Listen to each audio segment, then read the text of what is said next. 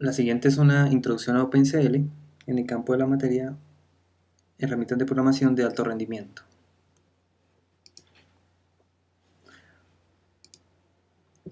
Para entender por qué es importante OpenCL, debemos ver el desarrollo de las diferentes arquitecturas de las unidades de procesamiento de los dispositivos de cómputo que usamos hoy en día. Si miramos, por ejemplo, las arquitecturas de los computadores personales, empresas como Intel y AMD, con sus arquitecturas x64 y x86, se encuentran a la cabeza en este tipo de plataformas. Por otro lado, en el campo de la computación de alto rendimiento y de gráficos, otras empresas se han destacado con sus diferentes arquitecturas. Ese es el caso, por ejemplo, de la arquitectura ATI de AMD, las arquitecturas de NVIDIA y el Set Broadband Engine desarrollado por IBM, Toshiba y Sony.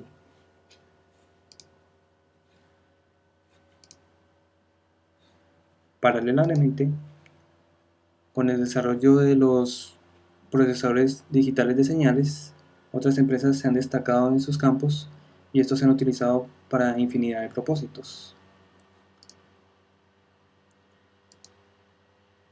Y con el advenimiento de los dispositivos móviles, nuevos jugadores han entrado y entre ellos empresas destacadas como Samsung y Apple con sus propuestas de arquitecturas.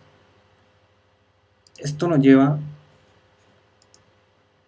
a que en este momento nos encontramos con una definición de lo que es el computador muy diferente a la que veíamos de hace muchos años, en la cual nos encontramos con verdaderas plataformas heterogéneas, donde un simple dispositivo como un celular es la combinación asombrosa de una gran variedad de arquitecturas.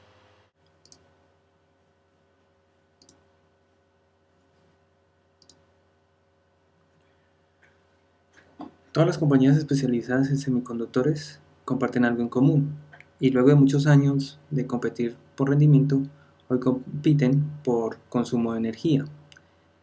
Es así que en los últimos años se ha venido desarrollando una tendencia y es la que hoy conocemos como los sistemas de procesamiento multicore, en el cual un procesador está conformado por varios core de baja frecuencia, lo que les permite realizar varias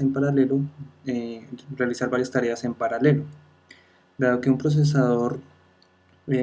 procesadores en paralelo de baja frecuencia son más eficientes que uno de alta frecuencia, esto los hace más eficientes en consumo de energía. Hardware en paralelo requería software en paralelo, por lo que para poder aprovechar al máximo los recursos de estos procesadores era necesario desarrollar nuevos lenguajes de programación que permitieran ejecutar varias tareas en paralelo. Esto llevó a una proliferación de APIs en el que cada proveedor de hardware desarrollaba sus propias implementaciones y sus propios lenguajes de programación.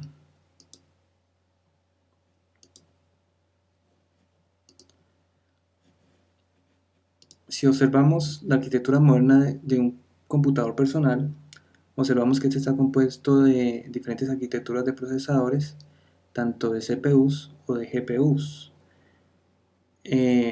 Esto implicaba que si alguna persona deseaba desarrollar una aplicación para esta arquitectura, necesitaba de al menos dos infraestructuras diferentes de desarrollo para poder realizarla.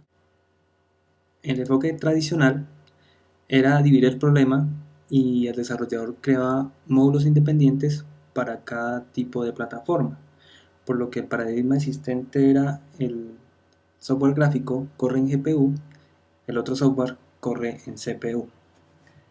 El panorama era aún más complicado porque lenguajes de propósito estándar como C++, que fueron diseñados para CPU, algunas de sus funciones más básicas eran muy difíciles de implementarlas en GPU. Y por otro lado, lenguajes de programación como CUDA, desarrollado por NVIDIA para GPU, solo podían correr en tarjetas NVIDIA. Esto implicaba que era necesario escribir dos programas diferentes, ya que se requerían un compilador y un enlazador diferente para cada plataforma para poder ejecutarlo.